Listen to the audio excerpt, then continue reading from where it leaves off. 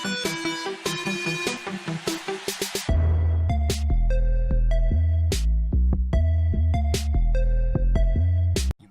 guys, Mr. Wellborn 23 here. I'm here with a kind of controversial topic with you guys today. We're going to be talking about Call of Duty's World War II's multiplayer creative class. It's not going to be called creative class. We're going to have divisions this year. So we'll be talking about that here in just a second. But in the background, I got some Black Ops 3 gameplay for you guys. I hope you guys enjoy the gameplay. It's kind of an alright gameplay. But without further ado, we're going to start talking about the 5 divisions, or aka the old style creative class that we know and love. So there's 5 divisions. The first one is airborne, mount, and then the second one's mountain, the third one's infantry, the fourth one's armored, and the fifth one is expeditionary force. Okay, so the airborne is first to the fight, where you move fast and stay quiet, is its description. Okay, so my opinion of what airborne is a submachine gun class. Okay, and the reason why I say is because it says first to the fight and where you move fast and stay quiet. So more than likely, we're going to be running, gunning. They're going to be, real close quarter battles, running real fast. So you're going to have extreme conditioning. And that's another controversial topic that they have, is that unlimited sprint is no more like it has been in the past 3 years. Black Ops 2 didn't have unlimited sprint, and it was a great game. So, you go to first to the fight, that, and it says where you move fast. I mean, that has to tell you right there there's a perk in the game that will give you extreme conditioning per se, where you will be able to run for more longevity of a time, or more longer of a time, and stay quiet. You could probably have dead silence in there, or ghost, or stuff that keeps you off the radar, because it says stay quiet. So, and then also, that's really my opinion on airborne. Then you move on to mountain, which says focusing on precise and deadly sharpshooting. Okay, so focusing and precision. What takes focus and precision? Snipers. Okay, sniper rifles take a lot of focus, a lot of determination, a lot of precision to be able to hit your target. That's not what a lot of people use sniper rifles for in Call of Duty, but it takes a lot of focus and determination and precision to do it. And real life. So that's obviously a sniper rifle class. Your mountain man will be or woman, because there is females in the game. Mountain is going to be your sniper rifle class, and then that's really all you have to say about that. And then moving on to infantry, it says be the tip of the spear. So that means you're going to be kind of I don't really know how to explain this, but you're just going to be in the battle. You're going to be right there. So infantry is your assault rifle class, in my opinion. Okay, so your assault rifle class, your M1 Garands, your single burst, weapons. So that means that this is probably your most common division. So that means like you'll have your assault rifles and probably just some perks in there to, help you out a little bit, I guess. Maybe like bandolier or something like that, where you get more ammo, or maybe somehow you can resupply ammo, or like scavenger. That's really all I have my opinion on that. And then you move on to armored, and it says bring in the heaviest firepower, which is a no-brainer. Armored is going to be like the shotguns, the light machine guns, stuff like that. And you'll have perks like probably like flak jacket, which keeps you away from explosions. And also, I bet armored, it might be also the reverse side of things. It might have a lot more explosives, and maybe infantry can have flak jacket and stuff like that.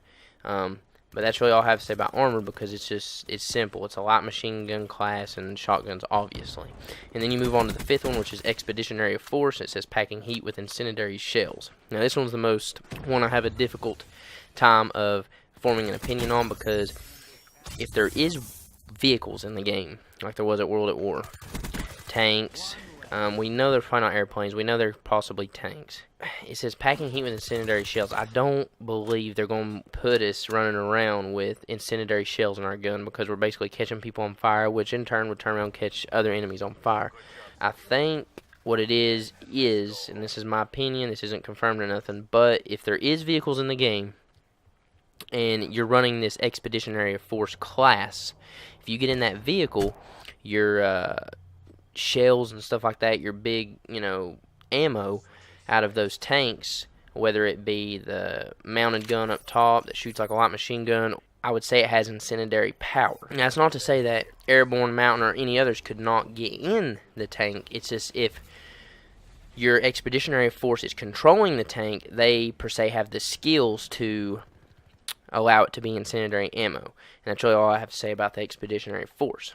Now, with all that being said, my description, or my opinion of what they're like, I believe that Sledgehammer's kind of going the way of Rainbow Six Siege or Battlefield 1. And the reason why I say that is because Rainbow Six Siege has their characters, right? Their operators. And Battlefield 1 has their, like, 4 or 5 classes. You know, they're a medic, support, stuff like that. The reason why I'm going to say create a class is not gone, it's just kind of being renamed, is because within these 5 classes, you're still going to have what is technically called create a class. You have to. There's no way.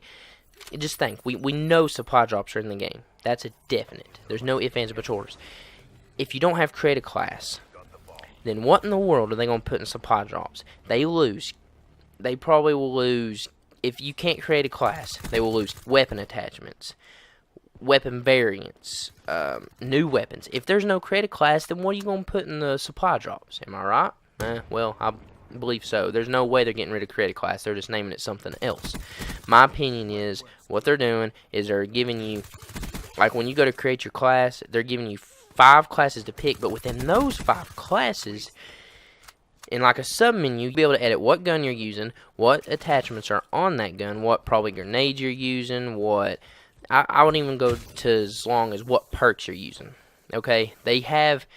Instead of having specialists, they're going to have divisions, is what it is. Because obviously, you can't have specialists that were in Black Ops 3 or kind of your rigs or whatever that was like an Infinite Warfare. It's all this is this is another way of giving us our specialists. And with that being said, in the future, I do see them releasing new divisions. I mean, there's no ifs, ands, buts. They are basically giving us our specialist abilities is what this is.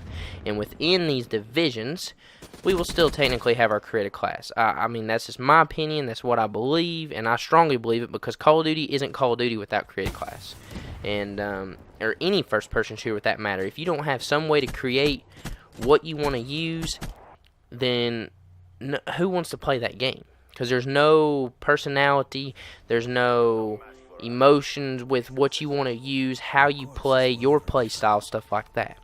Now guys, that's all I really have to say in this video. I hope you guys enjoyed. If you did, please leave a like down below, comment down below with any questions or anything that I've said that you all have, you know, that might agree on or disagree, and tell me why. Tell me why down in the comments that you disagree with something or that you agree with something. Make sure to subscribe for more videos. Hit that notification bell for notifications for those videos. And as always, guys, I'll catch you guys later. See ya.